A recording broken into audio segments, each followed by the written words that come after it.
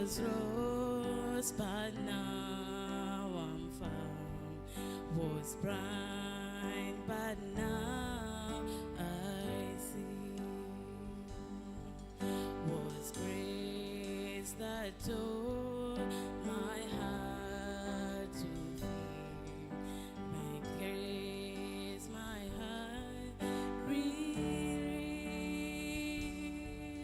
I know it shall see that grace appeared. The hour I believe. My chains are gone, I've been set free. My God, my Savior has ransomed me. And like a flood, His mercy reigns, unending love, amazing grace.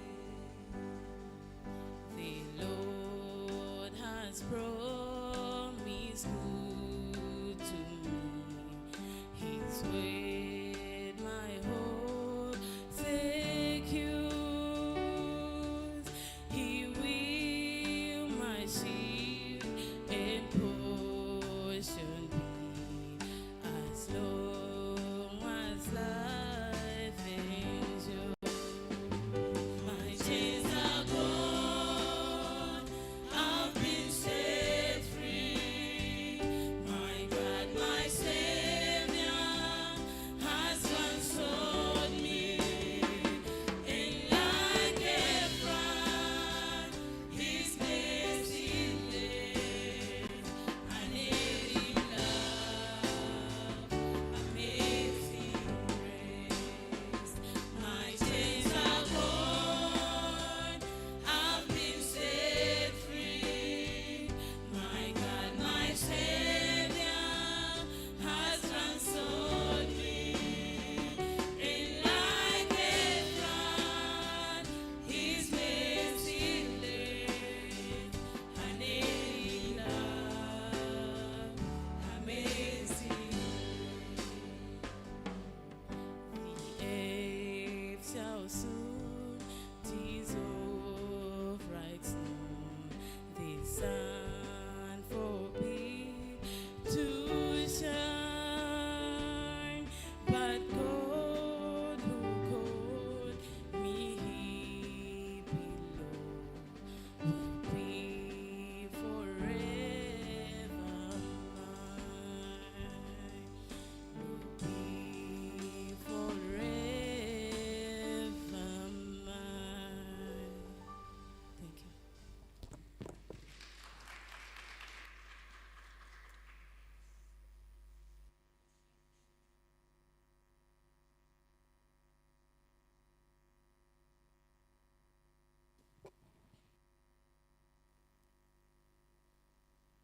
That was our Lord's Choir leading us in the time of worship. So it is good for us to have time to worship God, remembering whatever He is doing for us good in our life through the church. So at this time is now time to reflect our hearts through the Word of God. So at this time, let me call our pastor, Pastor Samuel Kim, to give us today's message. Let us welcome our pastor as he's coming.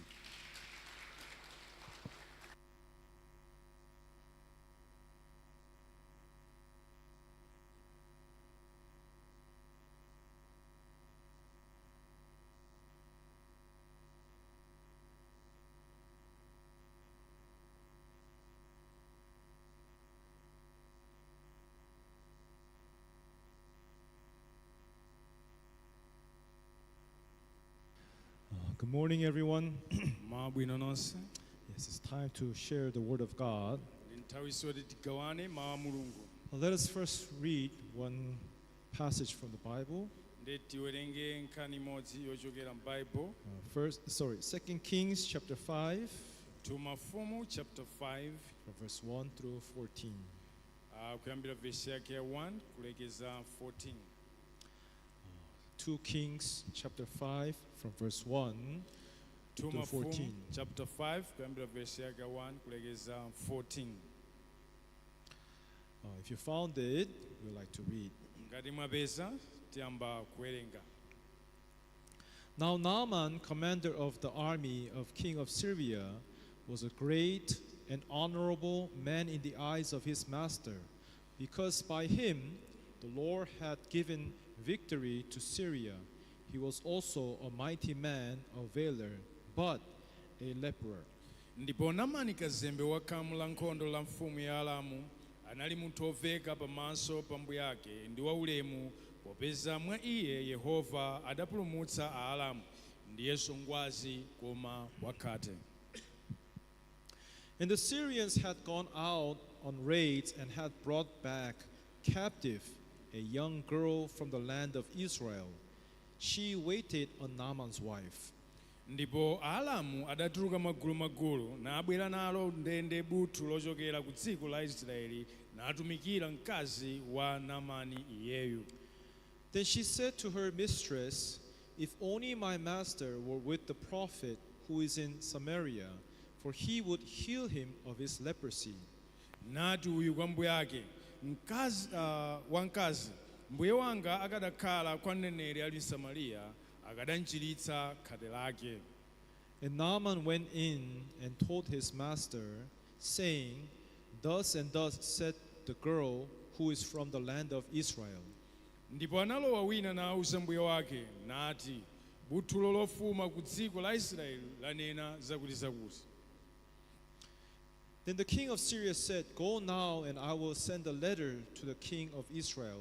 So he departed and took with him 10 talents of silver, 6,000 shekels of gold, and 10 changes of clothing. Pamenepo mfumu ya Aramu inati, tiyemuka ndidzatumiza kalata mfumu ya Israeli. Pamenepo anachoka atatenga siliva matalente 10 ndi golide masekeli 5,000 ndi zovala zakusintha 10. Then he brought the letter to the king of Israel, which said, "Now be advised, when this letter comes to you, that I have sent Naaman, my servant, to you, that you may heal him of his leprosy." Ndipo anafika kwa mfumu ya Israeli kalata wakuti, pakulandira kalata uyu taonani ndatumiza Naamani mnyamata wanga kwa inu kuti munchiritse khate lake. And it happened when the king of Israel read the letter that he tore his clothes and said, "Am I God to kill and make alive? And this man sends a man to me to heal him of his leprosy? Therefore, please consider and see how he seeks a quarrel with me." Ndipo kunali atawerenga kalatayo mfumu ya Israeli anang'amba zovala zake nati, ngati ndine mfumu, ndine mulungu kupha ndi kubwezera moyo, kuti ameneyo atumiza kwa ine kumchiritsa munthu khate lake, pakuti dziwani nimupenye kuti ali nkufuna chifukwa pa ine. So it was when Elijah, man of God, heard that the king of Israel had torn his clothes, he sent to the king, saying, "Why have you torn your clothes? Please let him come to me, and he shall know that there is a prophet in Israel." Koma kunali pamene Elisa munthu wa Mulungu anamva kuti mfumu ya Israeli anang'amba zovala zake, anatumiza mawu kwa mfumu ndi kuti, mwang'amba zovala zanu chifukwa ninji? Adzetu kwa ine ndipo adzadziwa kuti muli mneneri mu Israeli. Then Naaman went with his horses and chariot, and he stood at the door of Elijah's house. Momwemo Naamani anadza ndi akavalo ache ndi magaleta ache nayima pa khomo pa nyumba ya Elisa. And Elijah sent a messenger to him, saying, "Go and wash in the Jordan 7 times, and your flesh shall be restored to you, and you shall be clean." Ndipo Elisa anatumira mthenga ndi kuti, kasambe Yorodani kasanu ndi kawiri ndi mnofu wako udzabwerera momwe nudzakhala okonzeka. But Naaman became furious and went away and said, "Indeed, I said to myself, he will surely come out to me and stand and call on the name of the Lord his God, wave his hand over the place and heal the leprosy."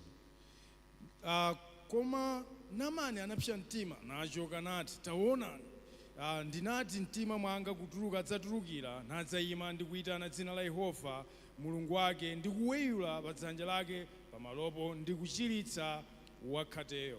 Are not the Abana and Pharpar, the rivers of Damascus, better than all the waters of Israel? Could I not wash in them and be clean? So he turned and went away in a rage. Nanga Abana Filipara mitsinje ya Damasiko siposa kodi madzi onse a mu Israeli ndilekerenji kukasamba momwemo ndi kukonzeka natembenuka nachoka molunda. And his servants came near and spoke to him and said, My father, if the prophet had told you to do something great, would you not have done it? How much more then when he says to you, Wash and be clean? Pamenepo mnyamata wace anasendera nanena naye nati, Atate wanga mneneri akadakuwuzani chinthu chachikulu simukadachichita kodi? Koposa kotani nanga ponena iye samba nukonzeke. So he went down and dipped 7 times in the Jordan, according to the saying of the man of God, and his flesh was restored like the flesh of a little child, and he was clean. Potero anatsikira namira mu Yorodani kasanu ndi kawiri monga ananena munthu wa Mulunguyo ndi mnofu wake unabwerera monga mnofu wa mwana wang'ono nakonzeka. Yes, up to verse 14, we have read. Kufikira verse ya 14 tawerenga. Once again, good morning, everyone. Mabwino nonse. Yes, we came to this morning service to listen to the word of God. Ndetadza kudzamvetsera mawu a Mulungu mmawa uno. Everyone, whenever we open this Bible Ndi nthawi zonse tikatsekula Bible and we read down the stories here, ndetimawerenga nkhani. there's always a heart that I possess before coming up here. Ndisanabwere kuno pamakhala mtima umene ndimakhala nawo. Today, I should preach about this and these things to our brothers and sisters. Ndimaganiza kuti lero ndilalikira izi ndi izi kwa abale ndi alongo. But what is interesting about the Bible is, Koma chosangalatsa ndi Bible nchakuti if you have the Spirit of God in your heart, ngati uli ndi mzimu wa Mulungu mu mtima mwako, as I stand here and read, mmene ndayima pano kuwerenga, there's something else that comes to my mind. ndi pali china chimene chimabwera m'malingaliro anga. How can I explain this? How can I deliver this heart to our brothers and sisters? Kodi ndingazipereke bwanji izi ndingapereke bwanji mtima kwa abale ndi alongo? What I mean is that whenever we read the Bible, Ndi nthawi zonse ndikawerenga Bible, although it may seem like it's a very familiar story, ndi ngakhale ngaoneke ngati ndi nkhani yodziwika bwino, but if you read again and again and again, ndi ukawerenga kuwerenganso ndi kuwerenga, there is much more deeper and spiritual heart that we can discover. ndi pali chozama komanso mtima wa Mulungu umene tikhoza kuupeza. Everyone, today we read here 2 Kings chapter 5. Ndi tawerenga 2 Mafumu chapter 5. And like always, the Bible always tries to teach us a spiritual heart of God. Monga mwa nthawi zonse Mulungu amafuna atiphunzitse mtima wa uzimu wa Mulungu. Now, I want to first quote from the verse in Isaiah chapter 55, Ndi kuyambirira titaona ku Yesaya chapter 55 verse 8. verse ya 8. What does the Bible say? Ndi Bible likuti chani? Let's read all together. Tiwerenge tonse pamodzi. Ready? Tikozeke, Begin. tiyambe. For my thoughts are not your Pakuti thoughts, maganizo anga nor are your sali ways maganizo anu. my ways, Ngakhale says the njira Lord. zanu sizili njira zanga atero Yehova. Yes, this is today's title of our preaching. Ndi mutu wa ulaliki wathu ndi umenewo. What does the Bible say? Ndi Bible ti chani? Is God's thoughts Maganizo- same as our human thoughts? Kodi maganizo a Mulungu ndi ofanana ndi a munthu? What does the Bible say? Bible ti chani? It's different. Akuti nzosiyana. Everyone, it's what? Ndizotani? It's different. Nzosiyana. Then, why is it different? Ndi chifukwa chani ndizosiyana? Now, as a pastor, that is what I look at. Ndi ngati mbusa zimene timayang'ana zimenezi. Bible says, my thoughts are not your thoughts. Ndakuti maganizo anga ndi anu siofanana. Then there are two kinds of way how people embrace this word. Ndi pali anthu a mitundu awiri amene amagwira mawu amenewo. If I would go and drink, andikapita if kukaledzera I live a righteous life, ndikakhala moyo wa chiyero my thought is different from God. maganizo anga ndosiyana ndi mulungu. But if I go to church, Koma ndikapita kuchechi if I'm here to worship God, ngati ndipembedza mulungu people think, my thoughts are now same with God. ndi akamachita zoyipa zimaoneka ngati zosiyana, akamachita za mulungu amaona ngati mzofanana maganizo.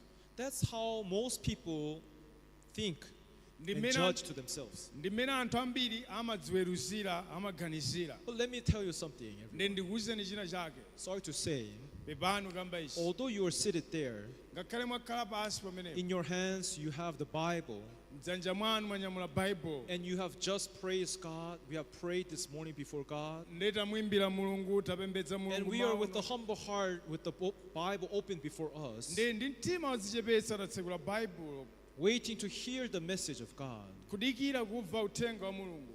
And everyone, ndi wina aliyense even though you are doing that, ngakhale muchita zimenezi does not mean that your thoughts are matching to God's thoughts. sizonena kuti maganizo anu afanana ndi a mulungu ayi. Are you getting what I'm saying? mvetsetsa zomwe ukamba. Here the Bible says, not everyone who says to me, Lord, Lord, shall enter into kingdom of heaven. ndi baibulo kuti siyense akunena ambuye ambuye amene akalowa mu ufumu wakumwamba.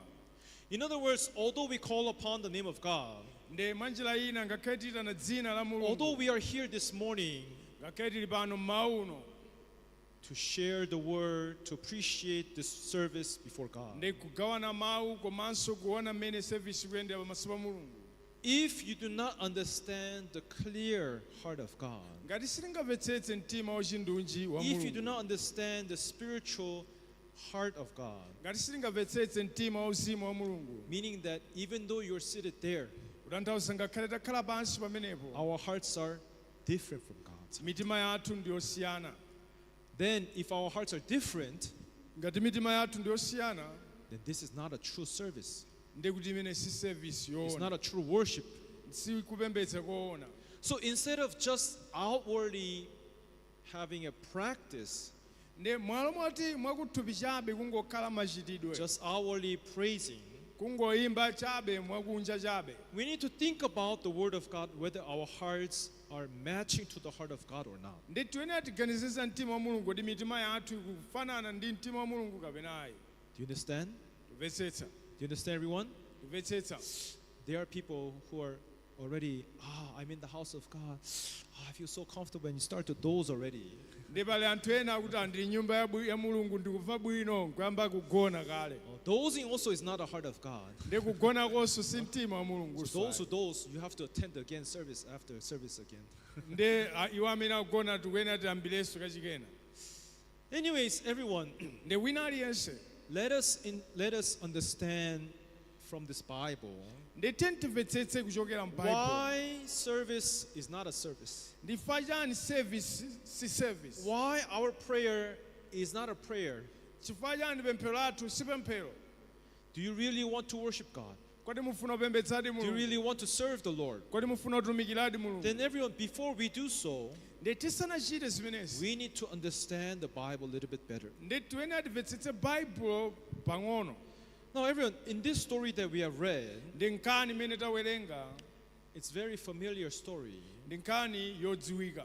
It's a story about a man whose name is Captain Naaman. ndi nkhani ya munthu amene anali msilikali Naamani. You know this story? mukuidziwa nkhaniyi? Yes, he was a captain of the army. In other words, in our time, minister of defense. iyeyu anali ngati woyang'anira zachitetezo kapena nduna ya zachitetezo. Do you understand? tumvetsetsa. Now, he was serving as a minister of defense in a country called Syria. iyeyu amatsogolera ngati nduna ya zachitetezo mu dziko la Syria. Yes, today the country of Syria is still there, right? ndi dziko la Syria mpakana pano dakalipompo. Yes, that's Syria, imeneyo Syria which is north of Israel. imene ili kumpoto kwa Israeli. North, there's Lebanon, and then there's Syria. ndi kuli Lebanon kenako Syria.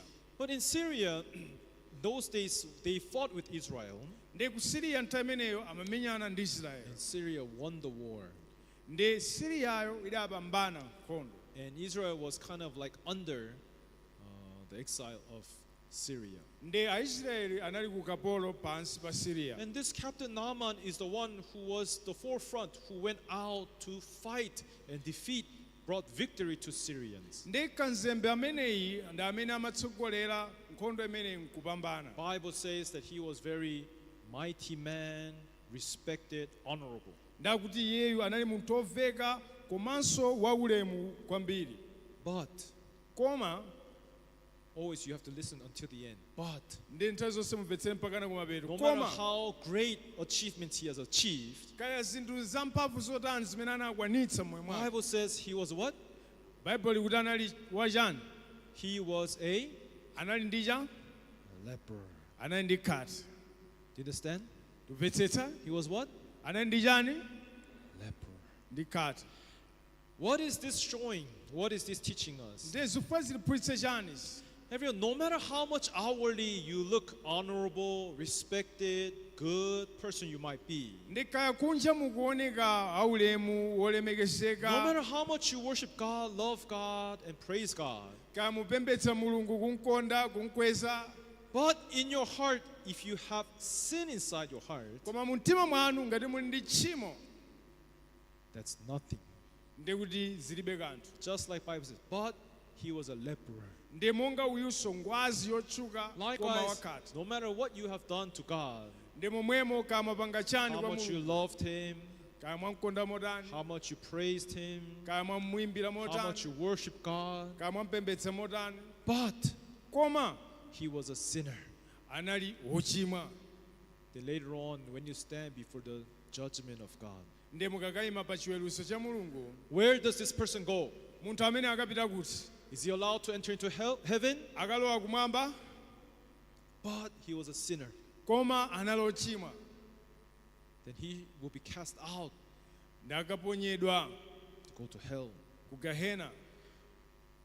Everyone, likewise, how it looks honorable outwardly is not important. Ndi kazioneka zoveka zaulemu kunjaku sizofunikira. Already from the start, this story makes us to think deeply. Ndi kuyambira umenepo nkhani imeneyi kutipangitsa kuganiza mozama. Outwardly beauty, Kukongola kwa kunja, outwardly respect. ulemu wa kunja, Is that really important? kodi nzofunika zimenezi? Outwardly worship, Kupembedza kwa kunja just chabe, outwardly serving God. kutumikira Mulungu kwa kunja chabe, That is not what is important. sizofunikira. If we cannot take care of the problem of sin inside our hearts. Ngati sitingasamale za vuto la tchimo imene If ikali mwa anyone's mitima still mwathu. out there saying, "Oh, Pastor, I have sinned in my heart," Ndi ngati wina atatero abusa ndi ndi tchimo mkati mwanga. then like this Captain Naaman, Ndi ngati uyunso ngwazi Naamani. right now you have a different heart from God. Panopa ndoti muli ndi mtima osiyana ndi mtima wa You Mulungu. have a different way with God. Munali ndi njira yosiyana ndi njira ya Mulungu. Everyone just committing sin, lying, stealing is not what is different from God. Ndi kuba, kunama, palibe chimene chosiyana ndi Mulungu. While having sin in your heart, yet you worship and pray to God. Ndi pamene muli tchimo mkati mwanu kena nkupembedza kwa That Mulungu. too, Chimene chonso is also different from God. zonsezi nzosiyananso ndi Mulungu mwa njira iyi. Now, let's learn about this story a bit more closely. Tione nkhani bwinobwino. As you see here, Ndi tikaona apa, this Captain Naaman brought a captive from the war he won to victory from Israel. ndi Naamani anatengako kamwana kapena kuti akapolo kupita nawo kwawo. It was a young girl, Ndi kamodzi mwa iwo anali an kamtsikana, Israelite girl. mtsikana wa ku Israeli. But she, as she was working as a maid in this house, Ndi mmene amagwira ntchito ngati wantchito m'nyumba, she came to realize something, anazindikira china chake, that the Captain Naaman, kuti mbuye wake Naamani, although he's outwardly respected, kuti ngakhale kunja anali opatsidwa ulemu, he was a leper. anali ndi khate. He was what? Anali ndi chani? A leper. Ndi khate. Understand? Tumvetsetsa. It's a story out there, people who act like they're good worshipers, believers of God, respecting God. ndi anthunso kunjaku amakhala ngati anthu aulemu akhulupirira mulungu ndi zina but zotero who still have sin in their hearts. koma ali ndi tchimobe mkati mwa mitima yawo. So what this young girl have said, ndi chimene anakamba mtsikana uyu, if our captain stands before the man of God in Syria, ndi ngati mbuya wangayi atakayima pa mneneri wa kwathu. in that time, although Israelites have lost the war, there was a prophet Elijah who was in Samaria. ndi ngakhale nthawi imeneyo Israeli inalusa nkhondo koma kunali mneneri wotchedwa Elisa. If Captain Naaman is able to stand before the man of God Elijah, ndi ngati mneneri ameneyi ngwazi atakayima pa mneneri ameneyi, surely he will be able to heal his leprosy. ndipo iyeyutu akhoza kukachira ku khate lake. So this message was brought to Captain of Naaman, ndi nkhani iyi inabwera kwa ngwazi Naamani. and he was told about this, and he explained this to the king of Syria. ndi anawuzidwa za zimenezi ndi kufotokoza kwa mfumu ya ku Syria. Finally, they prepared a journey to go down to Israel, to the city of Samaria, to meet the prophet.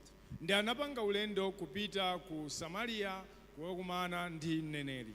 But what this story is trying to teach us, koma chimene nkhani ifuna tiphunzitse, this Captain Naaman had very strong desire wanting to be healed from his leprosy.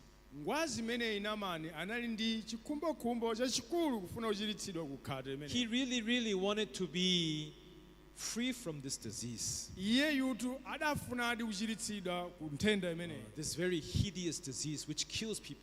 ndi nthenda imene imapha anthu. But then problem is, as he came down to Israel, to Samaria, koma vuto mmene amachoka ku Israeli kupita ku Samariya, he did not only come to meet the man of God, ndi mmene amachoka ku Syria kupita kusanangopita kuti what akakumane he ndi had Mulungu. carried with him, koma iyeyo ananyamulanso zinthu zina. he carried with him his own thoughts. Ananyamula maganizo ake. He carried what? Ananyamula chani?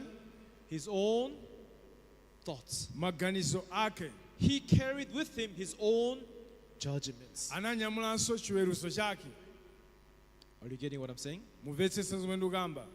Everyone, this story is teaching us, to those people who go to God, who want to worship God, ndi kutiphunzitsa kwa anthu amene amapita kwa Mulungu afuna it's kupembedza Mulungu. teaching us what kind of heart we must possess as we come out to the Lord. Ikutiphunzitsa mtima wanji umene tiyenera kukhala nawo pamene tikubwera kwa Ambuye. Suddenly, as Naaman came and stood before the Elijah's house, ndi mmene Naamani anatuluka nkukayima kwa Elisa. at first he had very high expectations. Ndipo poyamba anali ndi ziyembekezo zake. How today is a day that I might become free from this disease, leprosy. Ndi amatero lero ndi tsiku limene abwera kudzachiritsidwa Yeah, kuthenda. how would the man of God heal me? How will he treat me? Ndi amaganiza kuti akandichiritsa bwanji ameneyu. He could not stop thinking. Ndi sanasiye kuganiza nthawi He zonse. was so excited that he can become free. Anali okondwa kuti iyeyo afuna Because kamasulidwe. throughout his whole lifetime, Chifukwa nthawi zonse za moyo wake he had high reputation. wakhala ndi china chilichonse He was well chofunikira. respected, Amapatsidwa ulemu. honorable. Anali munthu wa He ulemu have wake. achieved. Anakwanitsa zinthu He has zosiyanasiyana. fame.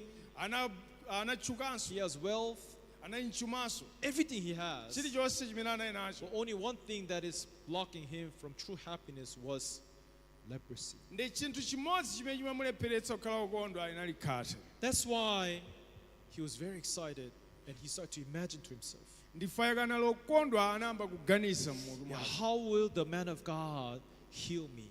Kodi munthu wa Mulungu akandichiritsa bwanji? And so interestingly, Bible has recorded down his heart clearly in this Bible. Ndi Bible la lemba bwinobwino mtima wake mmene unalili. When he stood before the man of God's house, Ndi atayima pamaso pa Mulungu, suddenly a servant of Elijah came out. ndi mnyamata wa Elisa anatuluka. And suddenly he said to Captain Naaman, Ndi anayankhula kwa Naamani. it's not that even the prophet came out himself. Ndi sikuti mneneriso anatuluka aso yekhayo. Servant to prophet came out Ndi mnyamata wa mneneri anatuluka. and he said, Ndi anati, Our master is telling us, ambuye anga akuwuzani he told me to speak to you. ndanandiwuza ndilankhule nanu You should go down to river of Jordan mupite ku mtsinje wa yorodani and dip yourself 7 times, nde mukasambe kasanu ndi kawiri and you will become clean. nde inuyo mukayeretsedwa And mukachiritsidwa then he closed the door and went inside. ndanatseka chitseko nkubwereranso mkati. You understand? mvetsetsa Was it welcoming kodi aoneka wamulandiridwa munthu alandidwa compared to his reputation? Was this good receiving? kufananiza nchiudindo chake wamulandira munthuyu. Suddenly, he was very frustrated and humiliated in front of his servants. ndi analokwiya nkubvangadwa chepetsedwanso pa anyamata ake.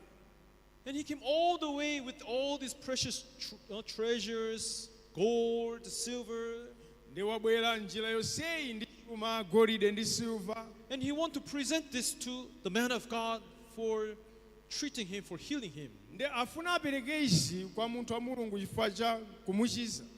Problem is, this man of God has no interest about the money.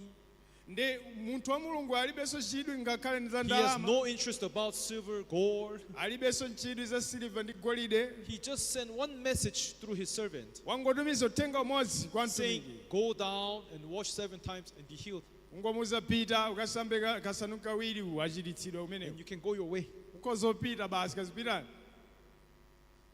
Here, Bible clearly recorded the feeling that Captain Naaman had at that very moment. ndi apa baibulo linalemba bwinobwino zimene Naamani amamva moyo mwake. Let's see here verse 11.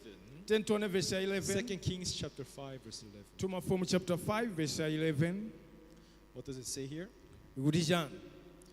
But Naaman became furious and went away and said, indeed, I said to myself, he will surely come out to me, stand and call on the name of the Lord his God, wave his hand over the place and heal the leprosy. Koma Naamani adapsa mtima nachoka nati, taona ndinati mtima mwanga kutuluka adzatitulukira nadzayima ndi kuyitana pa dzina la Yehova mulungu wake ndi kuweyula dzanja lake pa malopo ndi kuchiritsa khatero. Everyone, once again here, ndi tikaonanso Bible has clearly revealed the thoughts, the heart of Captain Naaman here. ndi baibulo laonetsa mtima ndi maganizo a Naamani. Now, this is what we need to reflect upon today. This morning. ichi chimene tifunika tiganizirepo. Naaman became furious. Naamani anakwiya. Everyone, is this right now a situation to be furious? Kodi nyengoyi ndiyoti akwiye? Did the man of God say, you are not allowed to be healed? You are not qualified to be healed? Go What- back home? munthu wa mulunguyu ananena kuti suchiritsidwa kazipita kwanu, anatero? He gave very simple ndi ananena maophweka and kwambiri direct answer komanso achindunji how he can be healed from his leprosy. kuti angachiritsidwe bwanji ku khate lake. Is this something to be angry about? muganizo ndi nzira zake zoti munthu akwiye naso? No, right? ayi si choncho. I'm sorry if I should say this story to you, ndi sinudziwa ngati nene nkhaniyi kwa inu, but let me just speak anyways. ndingoyankhulabe.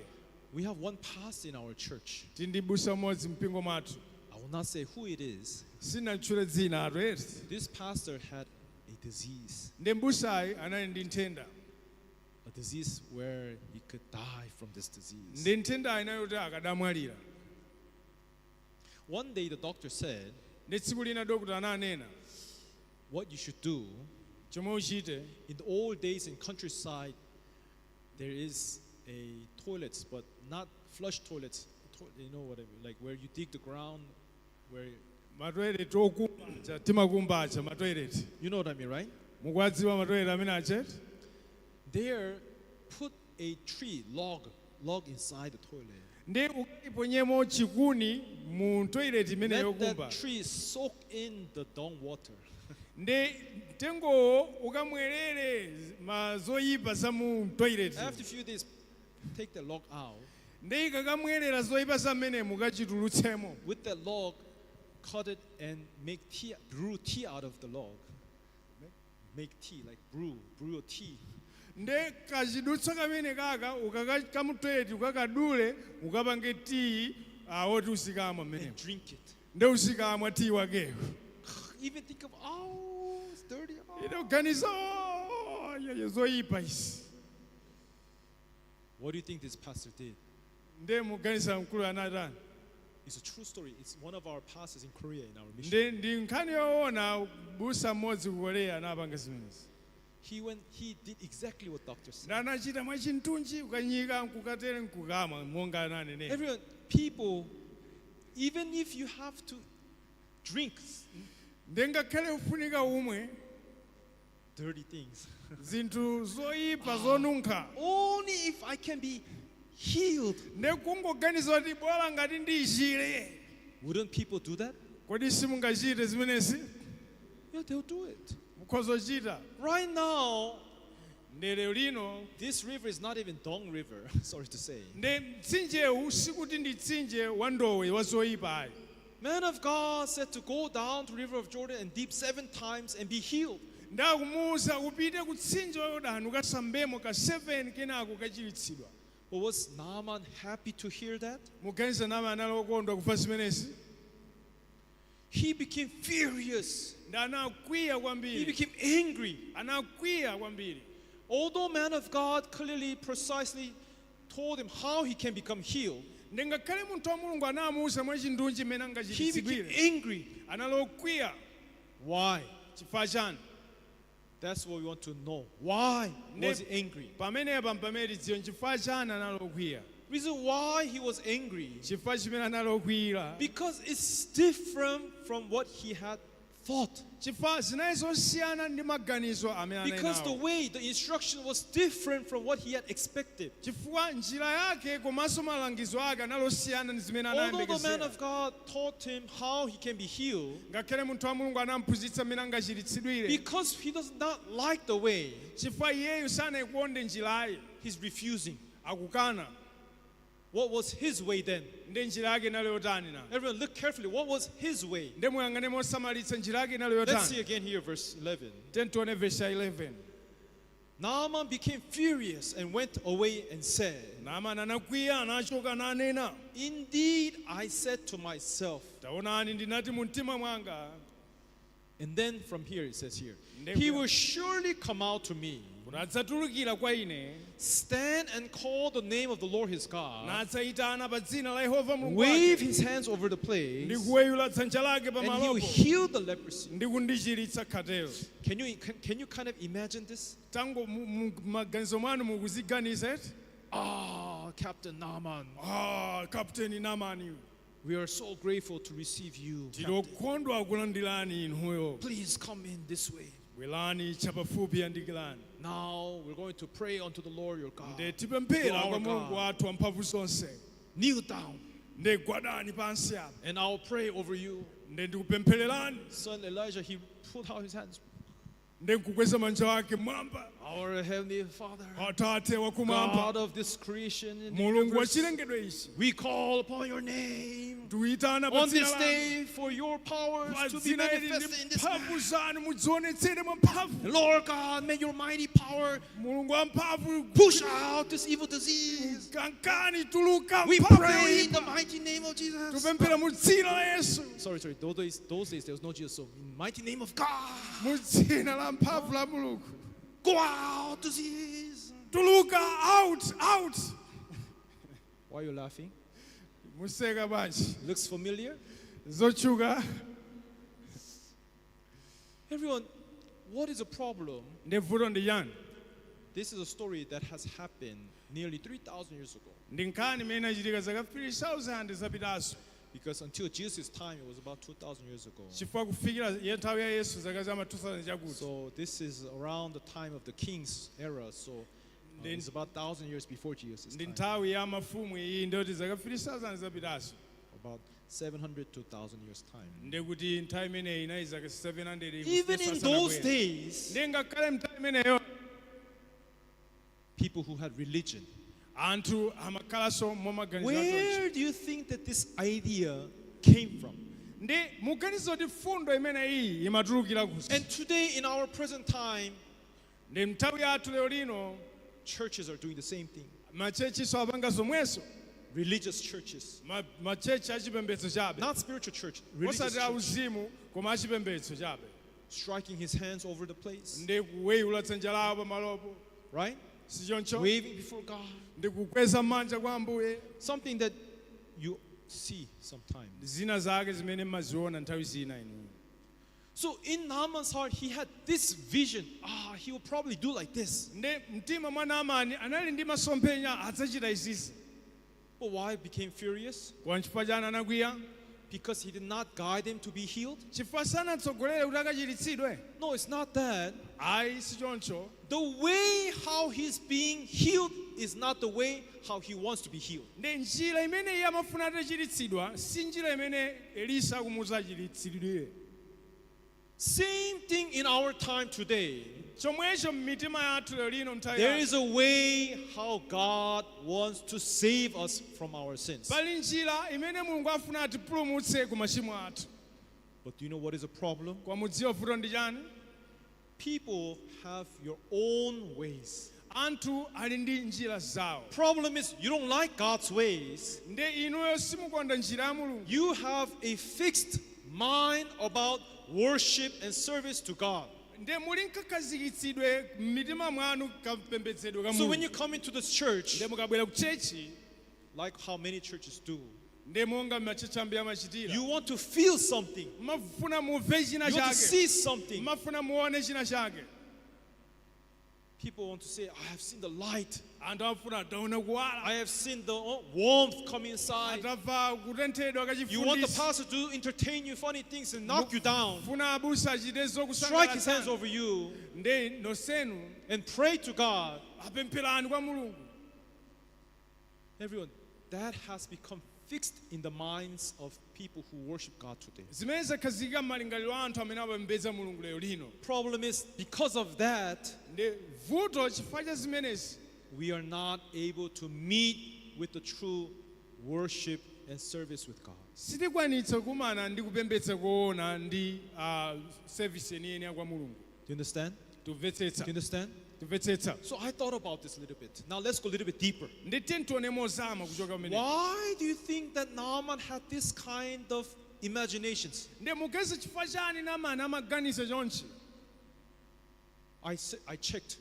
In Syria, did they have also their own religion? ndi nayang'ana ku Syria kuti anali chipembedzo chawo Yeah, they had their own God. anali milunguso yawo Sorry, I forgot the name. Rehoim? I think the God's name of Syria is Rehoim, something like that. ndi ndayiwala dzina lake makamaka mulungu wa ku Syria So Naaman also had his own ways of service and worship. ndi Naamaninso anali ndi njira yake akapembedzedwenso ku Syria So where do you think that he got this idea? ndi mugeze fundo imene inabwera mu bwanji From their religion. ku chipembedzo chawo Is that right? sichoncho But funny thing is, choseketsa nchakuti their religion and today our Christianity is not very different, right? ndi chipembedzo chawo ndi chikhristu chathu sizosiyana kwambiri sichoncho I thought the man of God would come out, wave his hand before me, ndi mmene and pray to the Lord. zikambidwira atuluka akweza manja kupemphera kwa ambuye Is it wrong to pray? kodi ndizolakwika kupemphera This act itself is not wrong. machitidwe opempherawo siolakwika ayi In fact, Naaman, he humbled himself so much, ndi Naamani anadzichepetsanso kwambiri he decided to forsake his God, his reputation. anapanga chisankho chosiya mulungu wake komanso And the mmene fact that yali. he came down to meet with Elijah, ndi kutsika kukafika kwa Elisa to get prayers from Elijah to be healed from the God of Israel. kuti alandire mapemphero ndi machiritso ku Israeli This was a great humbling of his heart. uku kunali kudzichepetsa kwakukulu kwa mtima wake But the problem is, koma vuto ndi lakuti that humbling ndi kudzichepetsako has nothing to do with the way of God.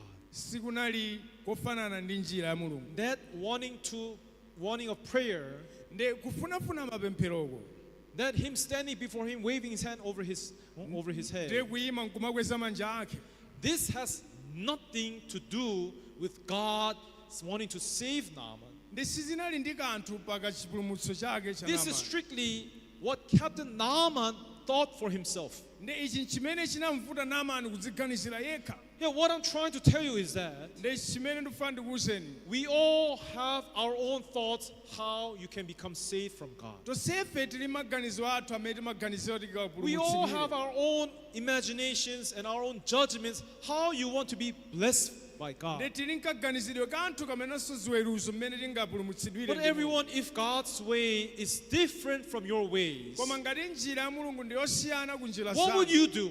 mukachita chani Will you still insist in your ways of worshiping God? kodi mukalimbikirabe njira zanu Or zikapembedzedwe ka do we need mulungu to forsake kapena mukataya our ways, njira our zathu thoughts, maganizo and athu our ndi judgments? ziweruzo zathu Everyone, we need to forsake our ways. tiyenera titaye njira zathu You understand? tumvetsetsa But now, why are we so much filled with these things? ndi ndifa chani tilodzaza ndi Why are we zinthu filled with our own ways and judgments and how we want to worship the Lord? ndifa chani tilodzaza njira zathu ndi ziweruzo zathu mmene Where is this tifanira coming from? kodi zikuchokera kuti Who is telling us that we need to have this kind of way of worshiping? ndi ndani amene akutiwuza kuti tiyenera kukhala njira zimenezi Everyone, that's what we want to talk about now. ndi zimene tikufuna tikambirane apa In fact, this all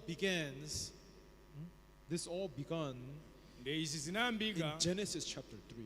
inayambika ku Genesis chapter 3 As you know, in Genesis chapter 3, monga mukudziwa Genesis chapter 3 actually in Genesis chapter 2, there was a tree which God said, "You shall not eat." ndi mu Genesis chapter 2 panali mtengo mmene mulungu anamuwuza asadye Do you know what is the name of this tree? mudziwa dzina la mtengo mmene kuti ndi chani This tree is called what? mtengo umatchedwa cha Knowledge of wachidziwitso good cha zabwino and ndi evil. choyipa This tree is called what? kutchedwa chani dzina lake Knowledge of, the tree of knowledge of good and evil. mtengo odziwitsa zabwino ndi zoyipa It's not just evil, sukungodziwitsa zoyipa it's called the zokha tree of knowledge of good and evil. ukudziwitsanso zabwino ndi zoyipa zomwe What did God say about this tree? ndi mulungu anati chani za mtengo Did umenewu God say that we should eat this tree? ndi mulungu anati adye mtengo umenewu Or did God say that we should not eat from this tree? kapena mulungu anati usadye mtengo umenewu God said that we should not eat from ndi this tree. mulungu anati usadye kuchokera mu mtengo What did umenewu God say that will happen to us when we eat? ndi mulungu anati chidzachitike nchani akadya God said, "You shall surely ndi mulungu akuti udzatani die." udzafa ndithu Is that right? si choncho But everyone, who is the one who made us to eat this fruit? ndi ndani amene anatipanga kuti tidye mtengo umenewu Who? ndi ndani Who is the one who made us to eat this fruit? ndi ndani amene anatiusa tidye mtengo umenewu Not God, Satan. osati mulungu koma Let's see satana Genesis chapter 3, verse 4. ndi ku Genesis chapter 3 verse yake ya 4 Genesis chapter 3, verse 4. Genesis 3 verse 4 Then the serpent said to the woman, "You will not surely die." njoka ndipo inati kwa mkaziyo kufa sudzafa ayi Verse 5. verse 5 For God knows that in the day you eat of it, your eyes will be what? Opened, and you will be like God, knowing good and evil. chifukwa dziwa mulungu kuti tsiku limene mukadya umenewo adzatsekuka maso anu ndipo mudzakhala ngati mulungu wakudziwa zabwino ndi zoyipa What did Satan say? ndi satana kuti cha You will be like God. mudzakhala ngati mulungu In other words, you are going to become like God. mwanjira ina mudzakhala ka mulungu What that panokha means is that you are going to be making your own judgments. mwanjira ina mudzakhala mukupanga You're chiweruzo going to chanu decide for yourself what you think is good and bad to yourself. ndi mudziganizira nokha kuti chabwino nchani choyipa You ndi don't chani. need God to tell you what is good or bad. ndi sizofunika mulungu akuwuzeni chabwino You will choyipa judge for yourself. mudzaweruza nokha You will what? mudzatani You will be the one to make the judgment for yourself. mudzakhala inuyo opanga chiweruzo pa inu nokha What is good and bad. ndi kuti chabwino nchani nanga choyipa In other nchani words, this is a tree that gives you knowledge of what is good and bad. ndi mtengowu ndi wachidziwitso cha zabwino ndi zoyipa What did Satan say to do? ndi satana akuti chani Eat it. akumuwuza kuti adye You become like God. udzakhala ngati mulungu and you should judge for yourself. ndiye udzadziweruzira wekha.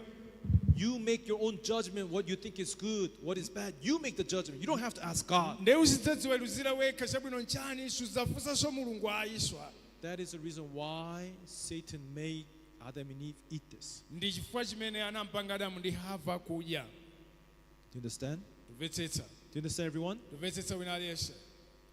Now we are all descendants of Adam and Eve. ndi nafenso ndochoka kwa Adamu ndi Hava. When we are born, we were already born with this disobedience they have committed before God. ndi mmene tinabadwa olakwira kale ochimwa. We have inherited two things from our forefathers. ndi tinalandira zinthu ziwiri kwa makolo athu. One, choyamba sin came inside. tchimo linalowa mkati.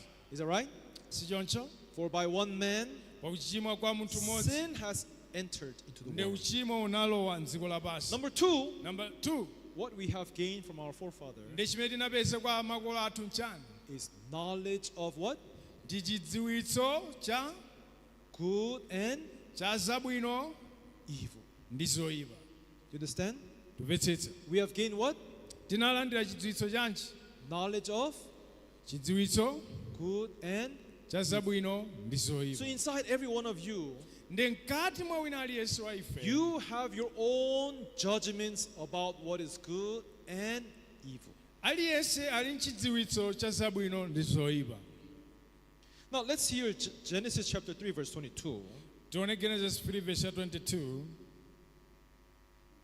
Genesis chapter 3 verse 22. Genesis chapter 3 verse 22. Then the Lord God said, behold, the man has become like one of us, to know good and evil. ndipo anati Yehova mulungu taonani munthuyo akhala ngati mmodzi wa ife wakudziwa zabwino ndi zoyipa. What came inside? ndi chimene chinabwera mu mtima mwake ndi cha Knowledge of what? chidziwitso cha Good and evil is inside you. cha zabwino ndi zoyipa chinabwera mkati mwathu. Do you understand, everyone? tumvetsetsa wina aliyense. I don't remember allowing good and evil to come inside me. ndi sindikumbukira pamene nalola pandekha kuti zoyipa ndi zabwino zilowe It's not chidziwitso. something that you allow or do not allow. si china chake chimene machivomera kapena ochikana. You are born with it. mumabadwa nacho. So the knowledge of good and evil ndi chidziwitso cha zabwino ndi zoyipa has come inside us. chabwera mkati mwa ife. So what is the problem here? ndi vuto ndi chani? Why did Satan make us to eat this? ndi chifukwa chani Satana anatipanga kudya zimenezi? So that from now, kuti kuyambira pano you don't listen from God. musamamvetserenso kwa mulungu. You decide and judge for yourself what you think is good. ndi muganize ndi kuweruza pa inu nokha chimene mukuona ngati ndi chabwino. Are you getting what I'm saying? mumvetsetsa chomwe tikukamba? That is why today I'm not preaching to those who are atheists or who are non-believers. ndi sindikulalikira kwa anthu amene sakhulupirira mulungu ayi. People who call themselves Christians. koma anthu amene amadzitcha People okhulupirira. who call themselves that they're a believer of God. anthu amene akudzitcha okhulupirira a mulungu. We need to learn that in us there is a knowledge of what is good and evil inside us. ndi tiyenera tiphunzire kuti mwa ife muli chidziwitso cha zabwino ndi zoyipa. Do you understand? tumvetsetsa. And now if you misuse this knowledge, ndi ngati musokoneze chidziwitso if you chimenechi, misuse this knowledge, ngati simugwiritsa bwino ntchito chidziwitso you will chimenechi, think that this knowledge has come from God. ndiye mukhoza maganiza ngati chachokera kwa mulungu. You get what I'm saying? mumvetsetsa zomwe tikukamba? You understand? mumvetsetsa. Captain Naaman surely believed, ndi Naamani ngwazi if I anakhulupirira stand before the man of God, ngati ndiyime pamaso pa munthu wa he mulungu will come out and stand before me. adzatuluka ndi He kuyima pa waves ine hands over the skies, ndi over the kuyevula heavens. manja ake mwamba Pray for ndi me kundipempherera and heal me from this ndi leprosy. kundichiritsa kukhateri. Naaman forsook his own God of Syria. ndi anasiya mulungu wake Naaman Naamani. humbled himself to accept the God of Israel. anapita yekha kuti akalandire mulungu wa Israeli. That much he has humbled himself to receive. kufikira apatu wadzichepetsa kuti alandire. If only if I can heal this leprosy. ngati nditangochiritsidwa kukhateri.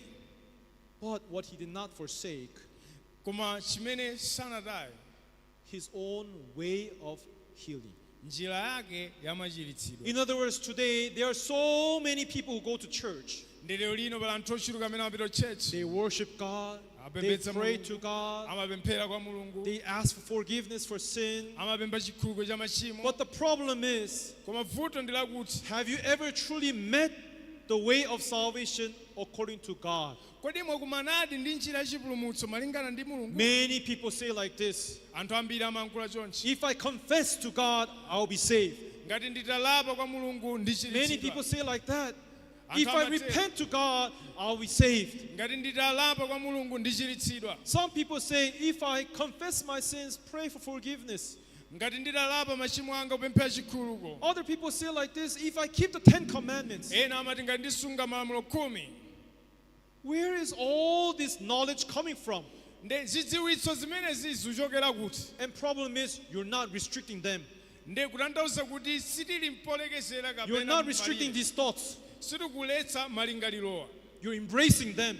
Mukwagwira Why? kuwakumbatira. Why are you embracing these things? Chifukwa chani mukukumbatira maganizo amenewa? Because you don't see why it's wrong. Chifukwa simukuona Well, I'm kulakwika saying I'm kulikonse praying to God. kupemphera kwa Mulungu. I'm saying I'm confessing my sins to God. Tukamba zokuvomesa machimo What is anga it? kwa Repentance Mulungu. wrong? Ndechalakwika nchani What, trying to ndikulapa? keep the commandments going? Nde tuyesera kusunga malamulo. It's tala God who kucha. gave us the Ndi commandments. Mulungu amene Isn't it? atipatsa malamulo. Si choncho.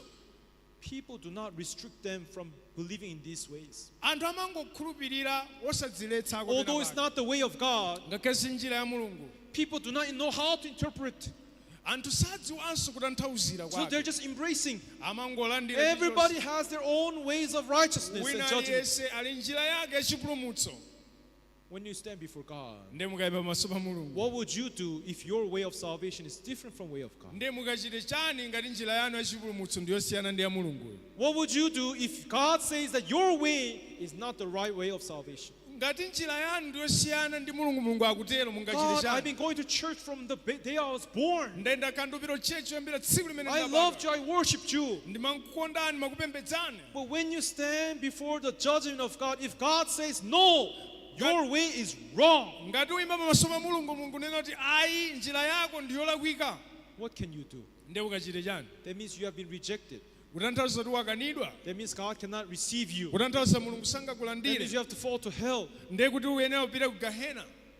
Everyone, we need to be aware of this. Nde tikuyenera tidziwe izizi. Not any worship is a worship. Sikupembedza konse kumene ndikupembedza. Not any prayer does God listen to. Sikumapemphero onse amene Mulungu amamvetsera. Not any kind of salvation is salvation. Si chipulumutso chilichonse chimene ni chipulumutso. We need to understand the true salvation, the way according to this Bible. Nde timvetsetse njira ya chipulumutso yake malingana ndi Bible. Do you understand? Tumvetsetsa. Do you understand, everyone? Mvetsetsa wina aliyense. Anyways, through Adam and Eve, this knowledge came inside to this world. Nde kudzera mwa Adamu ndi Hava chidziwitso cha zabwino zoyipa Now chinabwera let's mkati look at mwathu. just a few more verses to study about Nde this. tione mavesi ochulukirapo. Romans chapter 2, verse 14. Aroma chapter 2 verse 14. The first mistake that we Christianity is making nowadays. Nde cholakwitsa chimene azikhristu amachita. Many people think that because God gave 10 commandments to us, Ndi anthu amangoganiza kuti Mulungu anatipatsa malamulo 10 kwa ife. many people take it, the 10 commandments, as though it's will of God to keep. Ndi anthu amatenga malamulo 10 ngati chifuniro cha Mulungu. Everyone, let me say this clearly to you. Nde ndikambe nanu izi bwinobwino. Keeping the 10 commandments is not the will of God.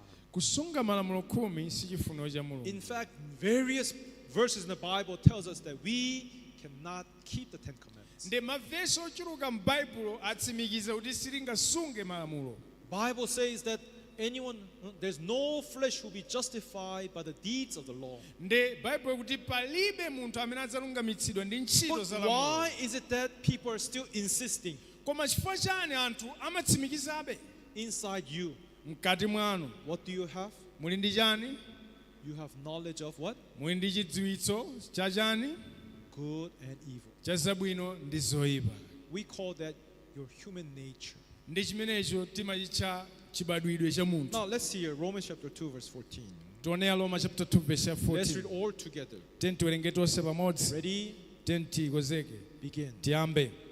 For when Gentiles who do not have the law by nature do the things in the law, these, although not having the law, are law to themselves. Pakuti pamene anthu a mitundu akukhala opanda lamulo amachita monga mwa lamulo momwemo ngakhale alibe lamulo adzikhalira okha ngati lamulo. When Gentiles, pamene amitundu Now look here, you and I, inu ndine is there anyone who is Israelite, born natural Israelite, alipo muisraeli wobadwa ku israeli muno who is born from the Jews? amene wabadwa kwa ayuda No, right? palibe si choncho Then you and I, ndi inuyo ndine we are what? ndife ndani We are Gentiles. ndife amitundu What does Bible say? ndi baibulo kuti chani Gentiles who do not have the law.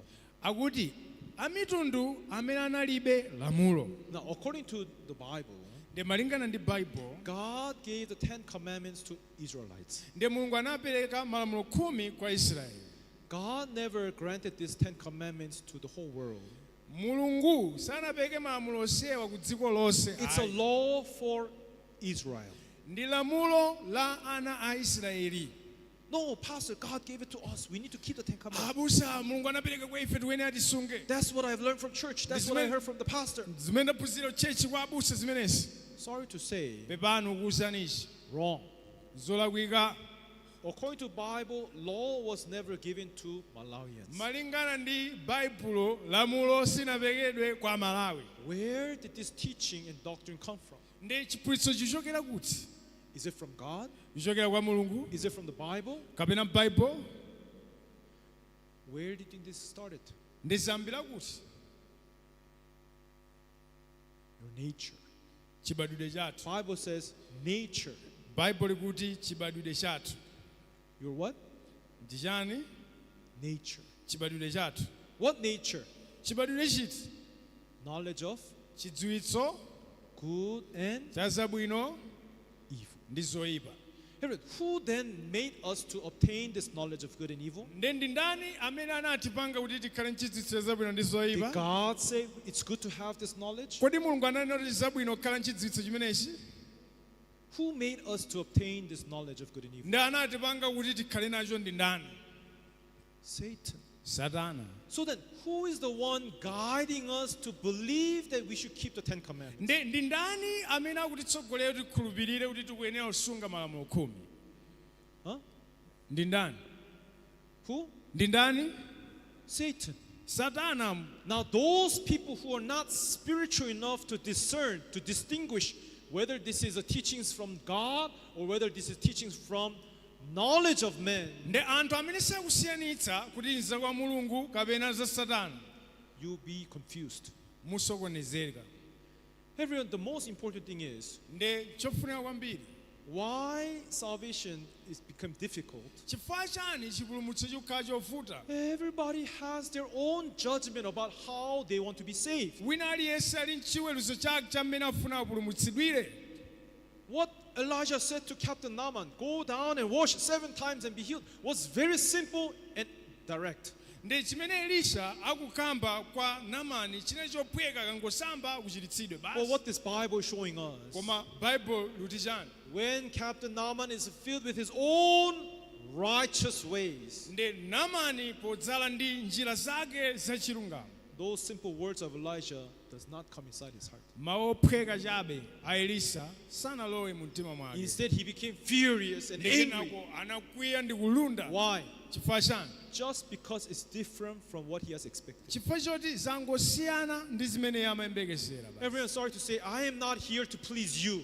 pepani sindili pano I okondweretsani am not standing here to preach words that pleases you. sindabwere kulalika mawu okondweretsani A man of God should not do like that. ndipo munthu wa mulungu sakuyenera kuchita choncho Isn't that right? si choncho I have a rightful duty to guide you, although it might be different from your ways and thoughts. ndi ndifuna ndikutsogolereni ngakhale zosiyana ndi maganizo anu ndi njira Although zanu you don't like it, ngakhale simuzikonda I have to lead you to true gospel. ndi ndiyenera kutsogolerani kuthenga wabwino woona Is that what you want from me? zimene mufuna kwa ine Is that what you want? zimene mufuna Brothers and sisters, then, although you don't like it, ndi abale ndalo ngakhale sitizikonda you need to understand that we all have our own nature.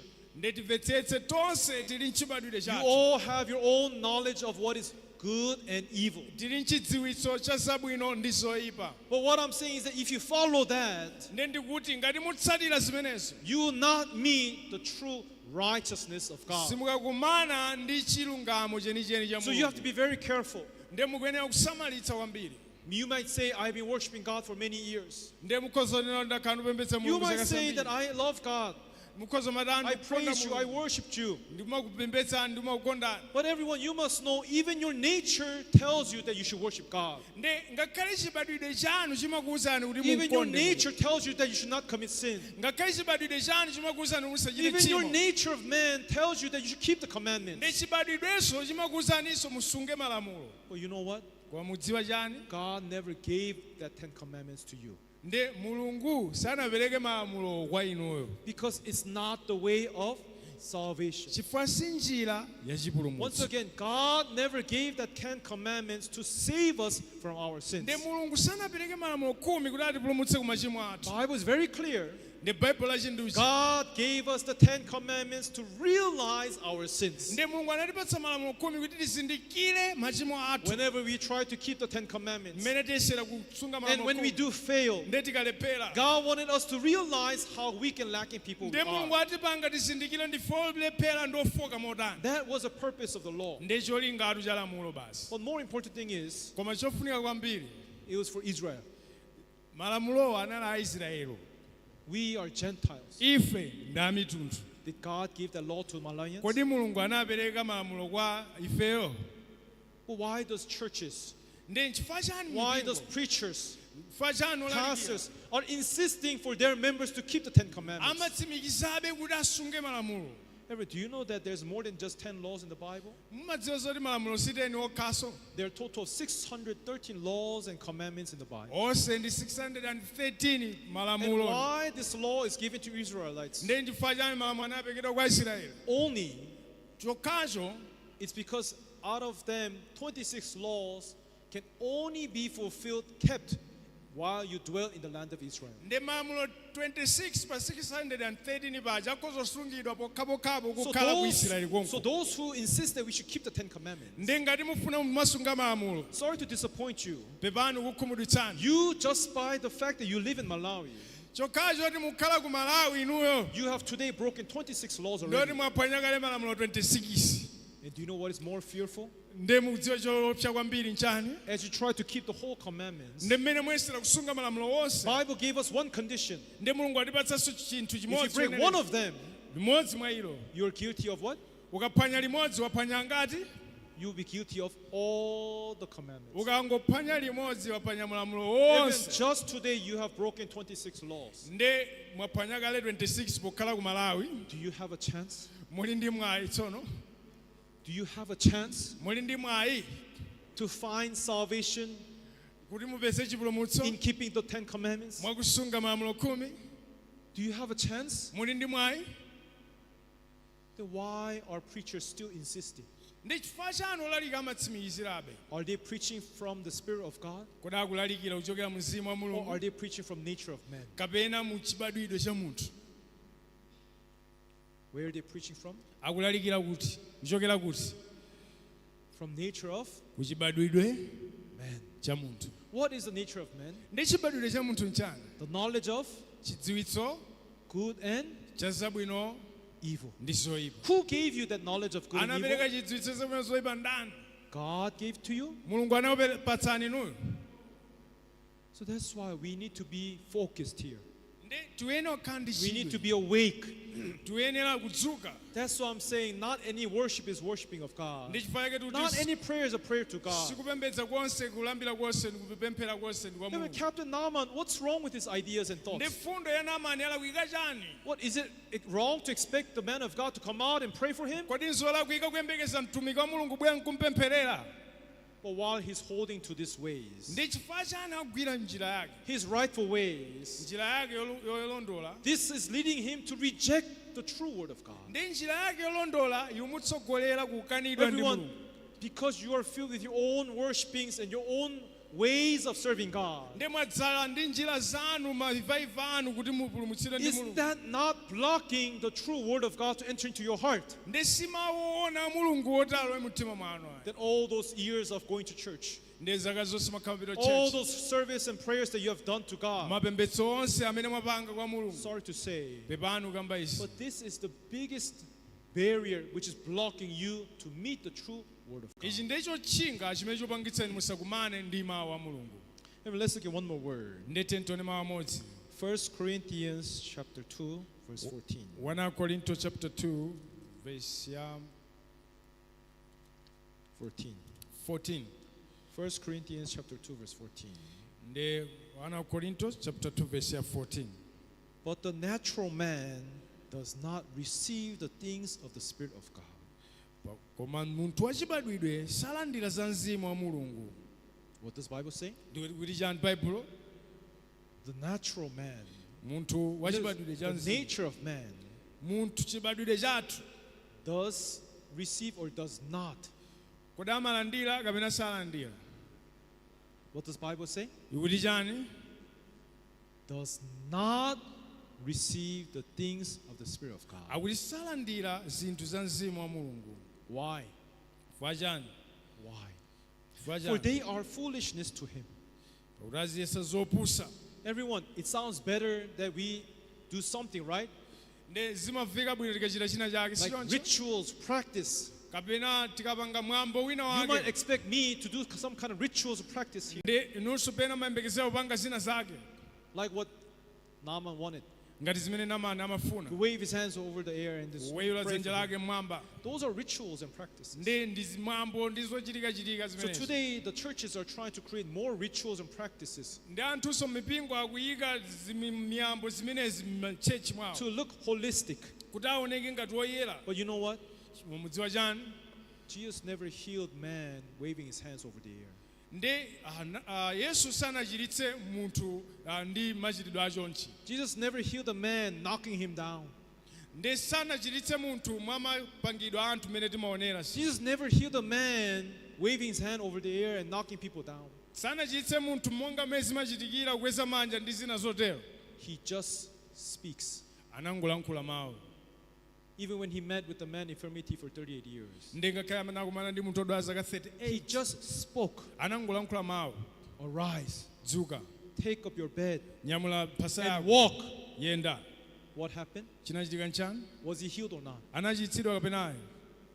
Did he wave his hands over him? anaweyula dzanja lake mmwamba? Did he strike him? anamukankha? Did he knock him down? anamupanga zina zake kapena? When he was healing the people, he just spoke. amangolankhula ndi mawu akamachiritsa Why? anthu. chifukwa chani? Bible says ndi baibulo likuti his words, mawu ake, in his words, mu mawu ake he has power. muna mphamvu. Amen. Amen. Amen. Amen. That's why we don't put our focus to rituals and practice in this church. ndifaike silika chidwi chathu pa mimwambo ndi zochitika We want to deliver word of God to you. timafuna tipereke mawu a mulungu kwa inu. Amen. Amen. Why? chifukwa chani? We believe in the power is in the word. ndi timakhulupirira kuti mphamvu ili mkati mwa mawu a mulungu. That's why we take our time to listen to the word of God. ndifaike chake tatenga nthawi yathu kumvetsera mawu a mulungu. Everyone, Jesus preached. The major important ministry that he done was on this earth was to preach the news. ndi chimene yesu anachita chachikulu ndi kulalikira uthenga. But people who do not belong to the Spirit of God, koma anthu amene sayi mbali ya mzimu preaching seems silly. amangolalikira zopusa basi za maganizo Ah, mawo. pastor, let's do something more holistic, more ritual-like. abusa tenti pange zina zake zooneka zoyera za mwambo zina zake. What is more holy than sharing the word of God? ndi choyera kwambiri nchani kuposera kugawana mawu a mulungu. What is more holy than delivering the word of God? choyera nchotani kuposera kupereka mawu a mulungu. Everyone, to you it might seem like silly. ndi zimakhoza umaoneka ngati zopusa. You might think this hour is foolish to you. ndi zikhoza umaoneka ngati lopusa kwa inu. But the most spiritual churches, koma mipingo ya uzimu they believe in the power of word of God. amakhulupirira mphamvu ya mawu. Amen. Amen. Amen. Amen. That's why we are sharing the word of God at this hour. ndifaike kugawana mawu a mulungu nthawi ino. Let's go back to read this. 1 Corinthians chapter 2, verse 14. ndi tibwerera kwa 1 Korinto chapter But 2 the verse 14. natural man does not receive things of Spirit of God, for they are foolish to him, nor can he know them, because they are spiritually discerned. koma munthu wachibadwidwe salandira zinthu za mzimu pakuti aziyesa zopusa ndipo sakhoza kuzindikira chifukwa ziyesedwa mwa uzimu. The Bible says spiritual discernment means you don't know how to distinguish. ndi akunena kuti anthu akuthupi silingasiyanitse. You don't know how to distinguish whether this is a message from God or this is a message from your nature. ndi chibadwidwe chathu singasiyanitse kuti nza kwa mulungu kapena zochokera ku chibadwidwe zathu. As a pastor, I want to deliver word of God to you. ndi ngati m'busa anthu ena ndipereke mawu a mulungu kwa inu. That's why we need to be very awake whether this is nature of men or wisdom of God. ndi tiyenera kudzuka kuti tisiyanitse kuti ndi nzeru ya mulungu kapena nzeru za If you wanthu. have the Spirit of God to discern, to distinguish the message of God, ngati tili ndi mzimu wa mulungu kusiyanitsa uthenga wa mulungu, you know that salvation does not come because you confess, you repent. ndiye mukadziwa kuti chipulumutso You sichimatsa know that chifukwa salvation chakulapa does not machimo athu. come by trying to keep the Ten Commandments. komanso mudziwa chipulumutso sichimatsa chifukwa cha If that is how you have believed, ngati ndimene sorry makhulupirira to say, Pepani. you have not followed the Spirit of God. ndi kuti simayenera kutsata njira iyi, You have followed the knowledge of good and evil. ndi kuti mwatsata chidziwitso cha You have zabwino followed the zoyipa. teachings of men, mwatsatira ziphunzitso za wanthu, nature of men. chibadwidwe cha anthu. Yeah, Matthew chapter 15 says, Matthew chapter 15 ukamba verse 79, verse 7-9, these people draw nigh unto me with their mouth and honor me with their lips. anthu awadza kwa ine ndi pakamwa pawo ndi kundilemekeza ndi milomo yawo. Yeah, you can do that to honor God with your mouth and lips. mukhoza kuchita zimenezi kumulemekeza But their mulungu ndi hearts are pakamwa far pawo, from me. koma mtima wanu uli kutali ndi ine, Teachings in the doctrines of men. kuphunzitsa ziphunzitso za wanthu. Yeah, you can honor God with your mouth and lips mukhoza kulemekeza mulungu ndi pakamwa panu ndi while milomo you're yanu. teaching the doctrines of men. chifukwa chani pamene mukuphunzitsa ziphunzitso za anthu. But everyone, this will not lead you to true salvation. ndi iyi singakhale njiratu ya So what do we do? ndi tichite chani? Everyone, today, Naaman was furious. ndi Naamani anakwiya, But one of his servants came out and said, ndi anabwera kudzanena mnyamata, if the man of God has asked you to do something difficult, wouldn't you not have done it? muchite chovuta kodi How much simungadachita? more? nanga koposa kotani? In other words, how difficult is this? It's so easy. kodi zovuta motani zophwekazi? And what I'm asking you, ndicho ndikufunsani, you all have a nature of men. nanunso muli njira yanu, Meaning that you all have your own ways of what you think is good and muli right. njira yanu imene maona ngati ndiyoyenera ndiyolondola, But what you think is good, koma zimene mugaza ngati zolondola God does not use that. ndi zimenezo mulungu sakugwiritsa So you need ntchito. to throw away your own judgments, tikuyenera kutaya ziweruzo your zathu, own righteousness. chilungamo That chathu, is what I'm asking you to do. zimene ndikupemphani. What I think is right might be wrong. dola ndi zolakwika. All this time thought I can keep the commandments of God. ndimayenera ndisunge I thought I malamulo, should keep the commandments of God. ndimaganiza ndiyenera kusunga malamulo, But I was wrong. ndimalakwitsa. Everyone, just by embracing that, accepting that, ndi mongogwira ndi kulandira zimenezi, you are now truly coming, repenting, coming near to the Word of God. ndi mukubwera pafupi ndi mawu a Mulungu. Today, the reason why people cannot meet true salvation of God, Ndifukwa chani anthu asangande chipulumutso cha Mulungu? because they clearly believe in their own nature, chifukwa iwo amakhulupirira mu chibadwidwe chawo, their own knowledge of good. mu chidziwitso chawo cha zabwino. But you need to know that is not from God. ndi tidziwe kuti izi sizochokera kwa That's Mulungu. why before we try to do anything for God, ndi tisanapange china chilichonse kwa Heaven, why Mulungu, don't you open your heart, forsake all the experience and all the thoughts that you have. bwanji osatsekula maganizo anu ndi kuona njira ya Listen Mulungu. to the Word of God. mutataya njira yanu ndi kumvetsera mawu a Mulungu. Do you understand?